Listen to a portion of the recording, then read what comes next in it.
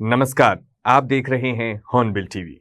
बातचीत के हमारे खास कार्यक्रम साक्षात्कार में आज देखिए छत्तीसगढ़ के स्टेट हेड अमित संतवानी के साथ भाजपा से बेलतरा विधायक सुशांत शुक्ला की ये खास बातचीत। नमस्कार, आप देख रहे हैं हॉर्नबिल टीवी और आज हमारे खास कार्यक्रम में बात करने के लिए युवा विधायक बेलतरा से सुशांत शुक्ला जी। इनके बारे में जो कहा जाए वो कम है। ये छात्र राजनीति शुरू की है। दिलीप सिंह जुदेव जी के खास रहे हुए हैं और मतलब किसी भी युवा वर्ग में नाम इनका चर्चित है और फेमस है। इनको पहचान की जरूरत नहीं है। नमस्कार सर। नमस्कार हॉर्नबिल टीवी के कार्यक्रम में आपका स्वागत है। बहुत बहुत धन्यवाद आपका। मैं ये जानना चाहूँगा कि बेलतरा में शुरू से भाजपा का विधायक ही रहा है और आप जब चुनाव लड़े तो इस बार जो आप चुनाव जीते सबसे ज़्यादा वोटों से चुनाव जीते हैं, तो इसके लिए क्या कुछ खास मेहनत आपके द्वारा की गई थी? नहीं, लगातार क्षेत्र में बने रहना और कार्यकर्ताओं का प्यार, ये दोनों का संदेश जब जनता के बीच में जाता है तो जो जनता की प्रतिक्रिया आनी चाहिए वो मेरे चुनाव में आई और सर्वाधिक मतों से अभी तक के बेलतरा विधानसभा या तत्कालीन सिपत विधानसभा का सर्वाधिक वोटों के अंतर से जीत जो हुई है वो जनता के पास पहुँचे संदेश का। अब उस संदेश को संकेत के रूप में माना जाए या संदेश के रूप में माना जाए, ये जनता को समझना है। लेकिन जनता ने पैसे के खिलाफ पसीने को जिताया था और मैं पसीना बहा के पिछले 17 महीनों से क्षेत्र की जनता को उसका वापस करने जा रहा हूँ। दूसरी चीज़ ये जानना चाहूँगा सुशांत जी आपसे कि भाजपा में क्योंकि पिछले 15 सालों से यहाँ सरकार थी और भाजपा से शुरू से बीजेपी का ही विधायक बेलतरा क्षेत्र में रहा हुआ है, तो क्या आपका पर्टिकुलर ऐसा कोई काम था जिसकी वजह से जनता ने आपको जिताया कि भाजपा का भी फायदा आपको मिला? नहीं, भारतीय जनता पार्टी का कार्यकर्ता होना ही अपने आप में गौरव का विषय है और भारतीय जनता पार्टी का जो सिंबल है कमल, वो माता लक्ष्मी का आसन होता है और माता लक्ष्मी का आसन का मतलब विकास। और भारतीय जनता पार्टी सबका साथ, सबका विकास, सबके प्रयास और सबके विश्वास के साथ विकास मूल मंत्र आधार लोकतंत्र के तहत हम जनता के पास सर्वस्पर्शी तौर पर पहुँचते हैं। ये आशीर्वाद का बहुत बड़ा कारण है और भारतीय जनता पार्टी का कार्यकर्ता होना ही अपने आप में एक उपलब्धि का विषय होता है। आप शुरू से छात्र राजनीति से जुड़े हुए हैं और यूनिवर्सिटीज में आपने पूरा अपना समय बिताया है, तो छात्रों के लिए ऐसी क्या चीज़ों अभी आप विधायक बन चुके हैं, उस समय तो आपने अपने समय में बहुत कुछ किया छात्रों के लिए, अब ऐसा कुछ विशेष जो यूनिवर्सिटी में होना चाहिए जो अभी नहीं है, ऐसा कुछ? देखिए, विश्वविद्यालय का केंद्र जो लगभग बिलासपुर के परिप्रेक्ष्य में देखेंगे तो गुरु घासीदास विश्वविद्यालय केंद्रीय विश्वविद्यालय की भूमिका में है, अटल विश्वविद्यालय राजकीय विश्वविद्यालय की भूमिका में है, सुंदरलाल शर्मा विश्वविद्यालय मुक्त विश्वविद्यालय की भूमिका में है, इंदिरा गांधी कृषि विश्वविद्यालय का बिलासपुर चैप्टर मेरे क्षेत्र में पड़ता है। तो ऐसे समय पर उन विश्वविद्यालयों पर डिग्री बेचने की मशीन ना बने, वो शैक्षणिक गुणवत्ता के साथ प्रवेश परीक्षा और परिणाम तीनों पर बदलाव हो, इसके लिए एक प्रयास प्रारंभ है। दूसरा पक्ष युवाओं का जो होता है वो खेल से जुड़ा होता है। तो लगभग 50 करोड़ के आसपास इन 16 महीनों में हमने पैसे लाकर काम चालू कर दिए हैं। अगर खेल परिसर बहतराई का ही अवलोकन करेंगे आप तो 16.5 करोड़ रुपए का एस्ट्रोटर्फ का लाइट और पेवेलियन, कबड्डी के इंडोर आउटडोर, उसके बाद इंडोर स्टेडियम के रखरखाव की व्यवस्था के लिए लगभग 3 करोड़ रुपए, आउटडोर स्टेडियम के लिए रखरखाव के लिए 2 करोड़ रुपए, जिला खेल परिसर के लिए लगभग 5.5 करोड़ रुपए, मोपका में बहुउद्देशीय स्पोर्ट्स कॉम्प्लेक्स के लिए 15 करोड़ रुपए की लागत से और 20-20 लाख रुपए की लागत से लगभग 10 और कार्य, जिसमें से जिम की स्थापना है, वॉलीबॉल ग्राउंड है, और ये सब करते हुए लगभग 50 करोड़ से अधिक के काम खेल के लिए चल रहे हैं। तो तीसरा महत्वपूर्ण विषय हमने अभी जन जागरूकता के माध्यम से बढ़ाया है, नशे विरुद्ध एक अभियान। पुलिस प्रशासन और जिला प्रशासन के सहयोग से कोनी जो चूँकि अब छात्रों का हब है उस पर एक अभियान हम सार्थकता रूप से चला रहे हैं। चौथा जो यातायात जागरूकता अभियान हम चलाने जा रहे हैं कि बच्चे हेलमेट का प्रयोग करें, गाड़ी कम रेस पे चलाएं, खासकर कम के बच्चे जिनको लाइसेंस नहीं है वो दुपहिया वाहन का उपयोग ना करें, पब्लिक ट्रांसपोर्ट करें। इसलिए आप देखेंगे कि पूरे प्रदेश में इकलौता विधानसभा है बेलतरा जहाँ पर कोरोना का बाद बंद हुए सिटी बस में से पहली स्वीकृति किसी विधानसभा में आई है तो बेलतरा में आई है। एक चीज़ और जानना चाहूँगा, जैसे आपके क्षेत्र में अभी जैसे पता चला कि 300 करोड़ से प्लस की आपने सौगात लाई है, तो ये काम धरातल पर तक आएगा और क्या स्थिति है इस काम की? देखिए, धरातल पर बात नहीं, धरातल पर आने चालू हो गए। आप अभी आप देख रहे होंगे लगातार भूमि पूजन की श्रृंखला चालू हो गई।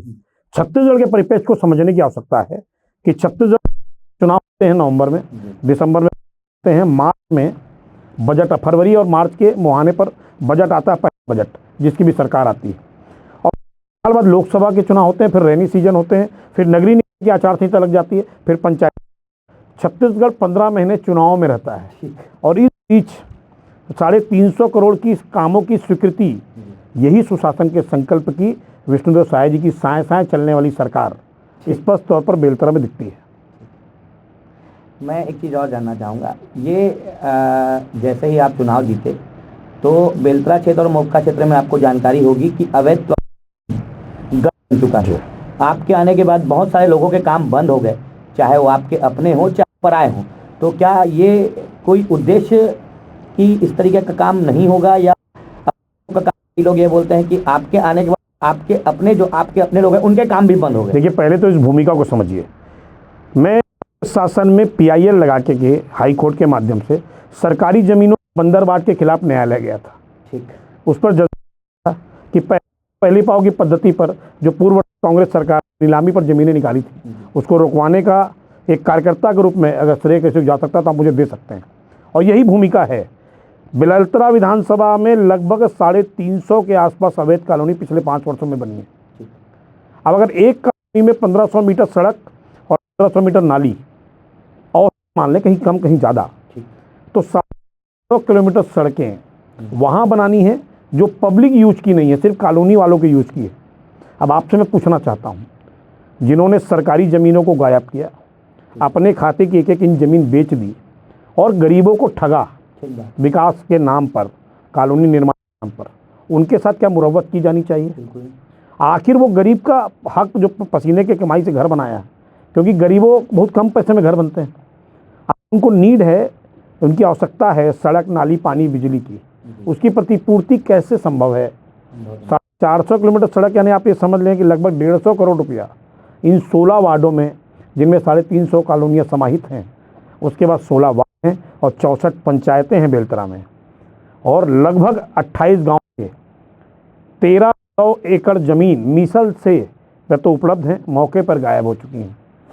तो मैं आपके माध्यम से स्पष्ट कर दूं कि मेरे रहते कट कमीशन और करप्शन और भू माफिया नहीं पनपने दूंगा। ये मैं आपको पुनः अपनी प्रतिबद्धता दोहराता हूं।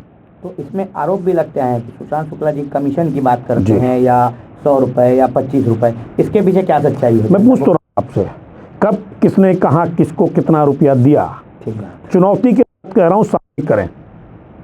अगर वो मैं ही प्रश्न पूछता हूँ, मैं ही कार्रवाई कराता हूँ और मुझे ही पैसे का आरोपी बनाते हैं। मैं स्पष्ट कर पुनः आपके माध्यम से कि छत्तीसगढ़ की बेलतरा विधानसभा भू माफियाओं का गढ़ पूर्ववर्ती सरकार के मंत्रियों के संरक्षण में, खासकर कांग्रेस के नेताओं के संरक्षण में बना दिया था। अब इस पर सुधार की प्रक्रिया है। मैं ये चाहता हूँ कि ये कॉलोनी शहर विकास की अवधारणा के सहभागी बने, यहाँ भी जनता जनार्दन को सुविधाएं मिलें, और इसके लिए प्रयास प्रारंभ है। आप देख रहे होंगे कि सर्वाधिक विकास कार्य बेलतरा के मुख्य सड़कों के सुधारीकरण के साथ चल रहे हैं। अब मंशा ये है कि मुख्य सड़कें सुधरेंगी, नाले सुधरेंगे तो अंदर गलियों की निकासी बनेगी, और बगैर निकासी के सड़क बनाना ये कहीं पर भी इंजीनियरिंग नॉर्म्स के आधार पर ठीक नहीं है। एक आरोप आप पर यह भी लग रहा था कि आपके द्वारा किसी सरकारी ज़मीन को अपने नाम से चढ़ा लिया गया है, इसमें क्या सच्चाई है? क्योंकि लोगों तक बात पहुंचती नहीं है और लोग अपने मन में अपनी धारणाओं को बना लेते हैं। मैं पूछ रहा हूँ, कौन सी ज़मीन चढ़ाई गई है? ये मोक्का की कोई ज़मीन है? कौन बताइए ना, कौन सी सरकंडा की कोई ज़मीन है? कौन सी ज़मीन बताइए ना। मैं सरकंडा के मालगुजार परिवार का सदस्य हूँ, और मेरे परिवार ने सामाजिक उपयोग के लिए ज़मीनें दान पर दी हैं, और ये आज भी रिकॉर्डेड है। उसको कोई एक तथाकथित लोग जो कांग्रेस से जुड़े हुए हैं, वो सामाजिक उपयोग की जमीन को काबिज हो जाते हैं, कब्जा करते हैं, सरकार में फर्जी सीमांकन बनाते हैं। तो एक जनप्रतिनिधि होने के नाते और क्षेत्र का निवासी होने के नाते जब जब कोई अनियमितता होगी उसके प्रति ध्यानाकर्षण कराना मेरी जिम्मेदारी है। ये अभी बेलतरा में जो अभी जो बरसात आ रही है, इसके लिए कुछ आप अपनी व्यवस्थाओं को बना रहे हैं? क्योंकि पानी भरना आम बात हो गई आजकल बिलासपुर शहर और क्षेत्रों के लिए। मैं आज आपको बताता हूँ कि नगर निगम के 16 वार्ड बेलतरा में आते हैं, जिसमें जोन क्रमांक 7 में ही 12 वार्ड हैं। इन 12 वार्डों के भाजपा और कांग्रेस की पार्षदों की एक संयुक्त बैठक हमने ली। उसमें ये तय हुआ कि 50 लेबरों का एक संयुक्त दल बनाकर नाली की सफाई होगी, जिसमें जेसीबी, नगर निगम के डंपर्स और अन्य मशीनें लगेंगी, सफाई होगी। आप कल्पना कर सकते हैं कि कितना मलबा निकला होगा एक हफ्ते में। क्योंकि एक हाईवा से ज़्यादा के मलबे हमको पाटने के लिए जगह नहीं मिल रही थी। आप कल्पना करें कि सफाई का क्या स्तर पूर्व सरकार में रहा होगा। और एक टीम 50 लेबरों की, फिर मशीनें 5-5, 10-10 और 1000 हाईवा मलबा निकला है। और अभी काम इससे लगभग 10 गुना मलबा अभी भी नालियों में पड़ा हुआ है, क्योंकि नालियाँ कच्ची हैं, अनियमित बसाहट है, गंदी बस्तियों की बसाहट। इसमें सफाई अभियान चलाना ये सतत प्रक्रिया का हिस्सा है। इसको एक दिन या एक हफ्ते या एक महीने में नहीं पूरा किया जा सकता। तो मैं आपके माध्यम से, आपके चैनल के माध्यम से आग्रह करूंगा कि स्वच्छता को स्वीकार कीजिए और सफाई अभियान स्वयं में जिम्मेदारी लेके हमको उठानी पड़ेगी। प्रशासन अकेले का इसका विषय नहीं है। मैं आपको 6 उदाहरण देता हूँ और आपके संवाददाता से भी आग्रह करूँगा आपके माध्यम से कि उन जगहों पर जाए। खमतराई में नाले के ऊपर निर्माण कर लिया गया पूर्ववर्ती सरकार में, सफाई मशीन घुस नहीं सकती। चिंगराज, लिंगियाडी, खमतराई, बहतराई, चाटीडी, यहाँ मशीनें नहीं घुस सकती हैं नालों की सफाई के लिए, और नालों की ज़मीनों पर निर्माण हो गए हैं पूर्ववर्ती सरकार के संरक्षण में। तो मैं आपके माध्यम से इस बात को चुनौती के रूप में स्वीकार करता हूँ कि पार्षदों के समूह के साथ, चाहे वो किसी दल के हों, प्रशासन के सहयोग के साथ हम स्वच्छता अभियान को चला रहे हैं। और मुझे ऐसा लगता है कि बहुत जल्दी उसमें सफलता भी मिलेगी, क्योंकि प्रयास करने से ही सफलता मिलती है। अभी देखा जा रहा है कि आप किसी भी वार्ड में कभी भी कहीं पे भी चले जाते हैं, अपनी मोटरसाइकिल से चले जाते हैं, आप किसी भी अपने पीएसओ वगैरह का वेट नहीं करते हैं, अपने लोगों का वेट नहीं करते हैं। तो ये आप पहली बार विधायक बने इसलिए कि आगे जितने साल भी आप सरकार में रहेंगे या विधायक रहेंगे, ये कंटिन्यू? वो तो समय आपको बताएगा। मैं जैसा हूँ वैसा ही दिखना पसंद करता हूँ और वैसा बोलना ही पसंद करता हूँ। चरित्र समय के आधार पर बदलने वाले लोग। क्योंकि देखा गया है कि अधिकतर शुरुआत में जो विधायक बनते हैं, जैसे कांग्रेस की बात करें, जो पहली बार विधायक बने, उन्होंने मतलब जनता को दिखाने के लिए वीडियो, फोटो सेशन, बहुत सारी चीज़ें होते रही हैं। लेकिन समय के बाद जब एक से दूसरी बार जब आता है तो उसका माहौल और नेचर चेंज हो जाता है। जैसे मेरा अकाउंट अगर सोशल मीडिया का चेक करेंगे तो मैं कार्यक्रम की बस फोटो डालता हूँ, सामान्य क्रियाकलाप का नहीं। हाँ, मैं आपको फॉलो करता हूँ। तो सामान्य क्रियाकलापों की फ़ोटो जो है वो, और तो मैं आप जो बात करना चाह रहे हैं कि संदेश का विषय जो होता है कि दिखावे की राजनीति में जो व्यवहारिक व्यवस्था है, मैं उसको सरोकार नहीं रखता। जैसा हूँ वैसा दिखना पसंद करता हूँ और वैसा बना है। यही आदिशक्ति महामाया जी से मंगल कामना। बेलतरा के लिए और आगे अपनी क्या प्लानिंग है? काम ऐसी है कि 18 वार्ड, 64 पंचायतें, विकास की अवधारणा से अछूता है बेलतरा, क्योंकि उसके पीछे जो सबसे बड़ी विसंगति थी कि 12 पंचायत, जो जैसे मंगला एक पंचायत होती थी, आपको याद होगा, 22,000 मतदाता थे वहाँ, और जब वो टूटा तो 2.5 वार्ड बने। लिंगियाडी 20,000 मतदाता, बहतराई 16,000 मतदाता, खमतराई 13,000 मतदाता, आपके मोपका लगभग 16,500 मतदाता। ऐसे मतदाताओं के पंचायतों को जो नगर पंचायत की भूमिका में होते, उनको विसंगतिपूर्ण तरीके से नगर निगम में जोड़ा गया और विकास की अवधारणा से पिछले 5 साल में दूर रखा गया। और वास्तविक अगर चर्चा करें तो बेलतरा विधानसभा में जो नए पंचायत जोड़े गए, ये बुनियाद बिगाड़ दी गई 5 सालों में, और बुनियाद को ठीक करने में थोड़ा समय लगता है। और हम प्रयास करें कि बुनियाद ठीक हो जाए ताकि इमारत इतनी भव्य बने कि वर्षों तक जनहितैषी योजनाओं को लेकर चल सके। जैसे आपके इर्द गिर्द सारे वरिष्ठ विधायक हैं और सारे कद्दावर नेता रहे हैं, तो आप क्योंकि युवा है और मतलब आप अचानक से एक विधायक के पद पे, प्रयास तो आपके बहुत रहे, लेकिन अचानक से एक मौका मिल जाना, ये तो क्या बाकी लोगों का सहयोग मिलता है? देखिए, मैं आपको बहुत साफ बात बताऊँ कि भारतीय जनता पार्टी में दायित्व परिवर्तन होते रहते हैं। इससे पहले प्रदेश के सबसे वरिष्ठ नेता बद्रीधर दीवान जी की सीट होती थी, फिर जिले के सम्मानित अध्यक्ष रहे माननीय रजनीश सिंह जी की सीट हुई, फिर आज ये दायित्व मेरी ओर है। कल ये मेरे पास रहे या किसी और के पास जाए, भाजपा में संभव है। परंतु मैं आज आपको बता दूं कि जितने भी नेता मेरे जिले में हैं, चाहे वो माननीय धर्मलाल कौशिक जी हों, माननीय अमर अग्रवाल जी हों, माननीय धर्मजीत सिंह जी हों, लोकसभा की दृष्टि से माननीय अरुण साहू जी हों, या मोहल्ले जी हों, या केंद्रीय मंत्री भी वर्तमान सांसद तोखन साहू जी हों, ये सामाजिक जीवन के राजनीतिक कार्यकर्ताओं के साथ ये सामाजिक जीवन के विश्वविद्यालय भी हैं। और इनसे सीख कर आगे बढ़ना एक समाज के छोटे सदस्य के रूप में या परिवार के छोटे सदस्य के रूप में ये मेरी जिम्मेदारी है कि उनके जीवन के अनुभवों को आत्मसात करके सामाजिक जीवन का राजनीतिक कार्यकर्ता उत्कृष्टता की तरफ बढ़े, ये मेरा प्रयास है। नहीं, मैं ये बात मैं इससे ये समझना चाह रहा हूँ, क्योंकि आप उनके सामने छात्र राजनीति शुरुआत की है और अपने साथ एक कार्यकर्ता के रूप में देखने का, आज एक बराबर विधायक के रूप में देखने में, तो क्या उनका सहयोग प्रॉपर? मैं फिर आपको स्पष्ट कर रहा हूँ कि जितने भी बड़े नेता हैं ये सब मूल रूप से कार्यकर्ता हैं जी। और मैं भी उनके बीच में कार्यकर्ता के रूप में काम कर रहा हूँ, लेकिन इनका अनुभव एक विश्वविद्यालय से कम नहीं, सामाजिक जीवन के राजनीतिक कार्यकर्ता के रूप में। तो इनके अनुभव से सीख लेकर उत्कृष्टता की तरफ बढ़ना ये मेरी पहली प्राथमिकता है।